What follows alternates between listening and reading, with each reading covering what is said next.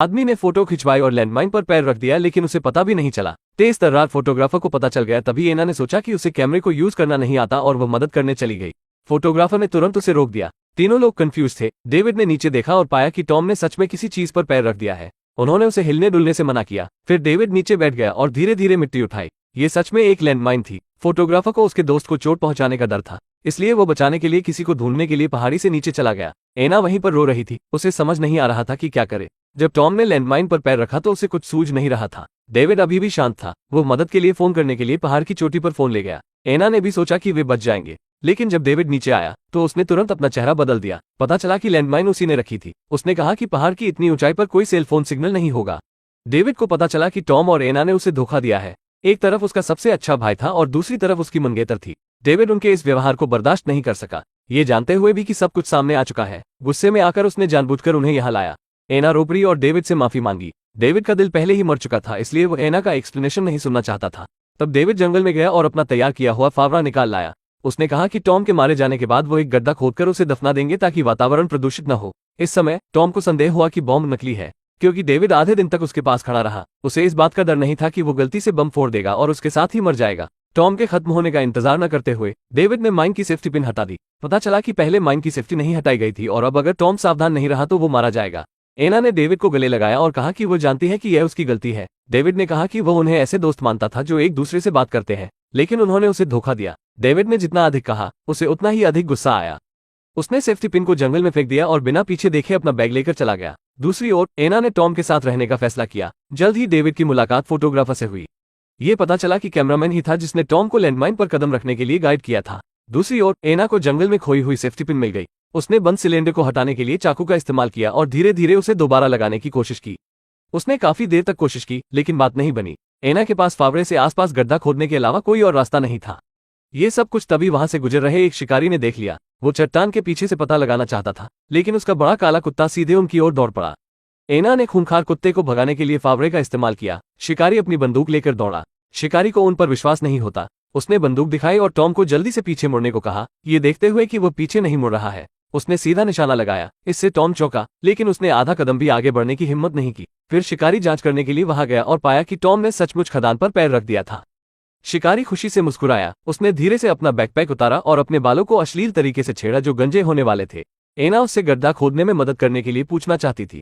एना अब और खोदने के लिए बहुत कमजोर थी। शिकारी ने सहमत होने में जल्दबाजी नहीं की, बल्कि एक पत्थर उठाया और टॉम के पास आया। उसने इसे सीधे टॉम पर फेंका। जब टॉम और एना गुस्सा होने वाले थे तो शिकारी आगे बढ़ा और उसने एना का हाथ पकड़कर समझाया कि वो सिर्फ ये पता करना चाहता था कि टॉम ने सच में माइन पर कदम रखा है या नहीं। चूंकि वो यहाँ 40 सालों से रह रहा था और उसने कभी किसी खदान के बारे में नहीं सुना था, हंटर इस बात को लेकर उत्सुक था कि उनके साथ पहले क्या हुआ था। उन्होंने कहा कि अगर वे एक दूसरे के साथ ईमानदार नहीं होंगे तो वो उन्हें गड्ढा खोदने में मदद नहीं करेंगे। क्या हुआ ये जानकर शिकारी और भी अधिक मुस्कुराया। उसने कहा कि उसे मदद करने में खुशी होगी, लेकिन उन्हें बदले में उसे कुछ देना पड़ेगा। एना और टॉम तुरंत मान गए, लेकिन शिकारी को एना की अंडरवियर चाहिए थी। फिर उसके बेचैन हाथ एना की ओर बढ़ने लगे। टॉम ने ये देखकर तुरंत अपनी जेब से कैश और क्रेडिट कार्ड निकले। शिकारी ने उसका क्रेडिट कार्ड ले लिया और जमीन पर फेंक दिया। फिर वो दोबारा एना के पास पहुंचा। उसने कहा कि उसे पैसा नहीं चाहिए, वो केवल एना की अंडरवियर चाहता था। अगर उसने हाँ नहीं कहा तो उसे जाना पड़ेगा। एना के पास तंबू में जाकर अंडरवियर निकालने के अलावा कोई और रास्ता नहीं था। लेकिन शिकारी ने उसे अंदर जाकर उसे लाने की अनुमति नहीं दी, लेकिन उसके सामने एना के पास अपने कपड़े खोलने और अंडरवियर निकालने के अलावा कोई चारा नहीं था। जब तक वो देखता रहा, शिकारी को अंडरवियर मिलने के बाद वो गड्ढा खोदने के लिए फावड़ा लेकर तैयार हो गया। लेकिन कुछ देर खुदाई करने से पहले ही शिकारी के बैग में रखा वॉकी टॉकी बंद हो गया। एना ने वॉकी टॉकी देखा और आगे बढ़ी। वो शिकारी से वॉकी टॉकी उधार लेना चाहती थी। अगर पहाड़ के नीचे मौजूद टॉम और एना ने पुलिस से बात की तो उन्हें बचाया जा सका। शिकारी ने कहा कि अगर वो वॉकी टॉकी का उपयोग करना चाहती है तो उसे उसकी एक और बात माननी होगी। इसके बाद उसने उसका अंडरवियर फेंक दिया जो उसने अभी अभी उतारा था। उसने एना से कहा कि वो रेंग कर जाए और उसे अपने मुंह से उठा कर लाए। एना आगे बढ़ी और उसे ऐसे उठाया जैसे उसने उसे सुना ही न हो। शिकारी नहीं माना। उसने उसे उसके पास रेंगने के लिए कहा। शिकारी ने अंडरवियर फिर फेंक दिया। एना रेंगते हुए वहां पहुंची और उसे उठाकर शिकारी को सौंप दिया। बेशर्म शिकारी अब भी नहीं माना। उसने कहा कि एना को इसे अपने मुंह से उठाकर लाना पड़ेगा। इसके बाद उसने दोबारा अंडरवियर फेंक दिया। एना टॉम को बचाना चाहती थी, इसलिए वो रेंग कर आगे बढ़ी। बीच में बड़े काले कुत्ते ने उसे छेड़ा। शिकारी कुत्ते की प्रशंसा करके मुस्कुराया। काफी मशक्कत के बाद आखिरकार एना को वॉकी टॉकी मिल ही गया। हालांकि दूसरी तरफ का आदमी अंग्रेजी नहीं बोलता था। ट्रांसलेट करने के लिए उसके पास फिर से शिकारी की मदद लेने के अलावा कोई रास्ता नहीं था।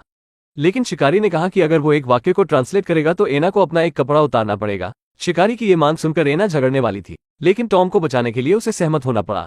दो वाक्यों का अनुवाद करने से पहले एना के ऊपरी शरीर पर केवल अंडरवियर का एक टुकड़ा बचा था और शिकारी भी बहुत चालाक था। वो हमेशा कुछ फालतू बकवास को भी ट्रांसलेट करता था। एना को लगा कि शिकारी सच कह रहा है। अनुवाद के बाद उसने शिकारी को जाने के लिए कहा। उसने अपना बैग उठाया और पहाड़ से नीचे जाने लगा। जब इंटरकॉम फिर से बंद हो गया तो बेशरम शिकारी खुद से ट्रांसलेट करना शुरू कर दिया। उसने एना से अपने कपड़े उतारना जारी रखने को कहा। एना ने ऐसा करने से इनकार कर दिया तो शिकारी ने उस पर अपनी बंदूक तान दी। टॉम ने उसे अपनी बातों से चिढ़ाना शुरू कर दिया, जिससे शिकारी ने अपनी बंदूक घुमाई और टॉम की ओर तान दी। एना ने मौके का फायदा उठाते हुए पहाड़ी से नीचे भागने की कोशिश की। शिकारी ने अपनी बंदूक गिरा दी और अपने बड़े काले कुत्ते को उसके पीछे भागने को कहा। फिर वो रस्सी लेकर उसके पीछे चला गया। टॉम धीरे से जमीन पर पड़ी चेन उठाने के लिए नीचे झुका और अपनी कमर से बंदी पैंट की बकल खींचकर पहन ली। कई कोशिशों के बाद आखिरकार उसे बंदूक मिल गई। इसी समय एना को भी शिकारी ने वापस पकड़ लिया। शिकारी टॉम के हाथ में बंदूक देखकर नहीं डरता था, इसके बजाय वो और अधिक अहंकारी और दबंग हो गया। उसने मौके पर ही एना के साथ सेक्स करने की धमकी भी दी। उसके बाद वह एना को चट्टान के पीछे ले गया। क्रोधित टॉम बंदूक से शिकारी को मारने के लिए तैयार था, लेकिन तभी बड़ा काला कुत्ता अचानक दौड़ पड़ा। टॉम अपना शॉट चूक गया और गोली एना को जाकर लगी। टॉम गड्ढे में गिरकर बेहोश हो गया और माइन में धमाका नहीं हुआ। शिकारी के जाने से पहले उसने उसे कम फिल्में देखने के लिए कहा। ये कहने के बाद वह अपना बड़ा काला कुत्ता लेकर चला गया। टॉम ने एना को गले लगाया और दिल खोलकर रोया। कुछ दिन बाद टॉम को शिकारी का घर मिल गया। वो खो जाने के बहाने उस जगह का नक्शा खरीदना चाहता था। माँ और बेटी, जो कुछ भी नहीं जानती थी, दोनों ने टॉम को घर में आने को कहा। जब शिकारी वापस लौटा तो वह चौंक गया।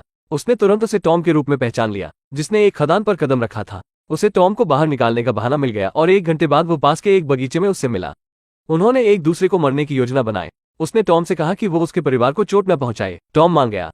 अपने दुश्मन को जाता हुआ देख शिकारी वापस भागा और टॉम का पीछा करने के लिए बड़े काले कुत्ते को छोड़ दिया। शिकारी घर लौट आया और डरा हुआ बैठ गया। जल्द ही उसे बाहर कुत्ते के भौंकने की आवाज सुनाई देने लगी। फिर वो देखने के लिए बाहर चला गया। उसी समय टॉम काले कुत्ते को गोद में लेकर घर लौट आया। उसने झूठ बोला कि कुत्ते को एक कार ने टक्कर मार दी थी। उसी समय शिकारी को जमीन पर खून भी दिखाई दिया। ये देखकर कि सिचुएशन सही नहीं है, वो घर की ओर भागा। दरवाजे के ठीक अंदर उसने टॉम को देखा। शिकारी ने दीवार पर लगी हंटिंग राइफल निकाली और टॉम को मारने की कोशिश की, लेकिन बंदूक की गोलियां टॉम पहले ही निकाल चुका था। टॉम द्वारा उसे ताना मारने के बाद उसने अपनी बंदूक निकाली और शिकारी की जांघ में 2 गोली मारी। फिर उसने माँ और बेटी से शिकारी को घर में ले जाने को कहा। उसने एक टाई निकाली और शिकारी की बेटी से कहा कि वो अपनी माँ के हाथ बांध दे। ये देखकर कि टॉम बदला लेने के लिए आया था, शिकारी टॉम से उसके परिवार को चोट न पहुंचाने की विनती करने लगा। उसने बताया कि उसने उस वक्त बहुत ज्यादा शराब पी रखी थी, इसलिए वो ऐसी बेतुकी हरकत कर रहा था। टॉम ने सफेद वाइन की एक बोतल से एक घूंट लिया और माँ और बेटी दोनों को भी एक घूंट लेने के लिए कहा। फिर उसने शिकारी के जख्म में शराब डाल दी। उसने कहा कि वे अब खेल शुरू करने के लिए काफी नशे में है। उसने शिकारी की बेटी को खींच लिया और सबके सामने उसका अंडरवियर उतरवा दिया। फिर उसने उसे रेंगने को कहा और उसे अपने मुंह से उठाने को कहा। उसने उस सब को दोहराया जो एना को झेलना पड़ा था। फिर उसने शिकारी के मुंह में अंडरवियर ठूस दिया। माँ बेटी डर के मारे रो पड़ी, लेकिन टॉम रुकने वाला नहीं था। उसे और बदला लेना था। उसने बंदूक में गोली डाली और शिकारी की बेटी की ओर तान दी। अगर गोली नहीं निकली तो उसे अपना एक कपड़ा उतारना होगा। अगर काम पूरा होने पर बंदूक नहीं चलती है तो खेल खत्म हो जाएगा। शिकारी जमीन पर गिर पड़ा और दया की भीख मांगने लगा और टॉम खेलने के लिए और अधिक एक्साइटेड हो रहा था, लेकिन उसे उम्मीद नहीं थी। तीसरी गोली लड़की के सिर में लगी। इस समय टॉम भी कंफ्यूज हो गया। उसने जमीन पर पड़ी लड़की की ओर देखा और शांत हो गया। मेज पर मूर्ति को देखकर वो धीरे धीरे नीचे झुका और कोने में बैठ गया। वो और भी दुखी था।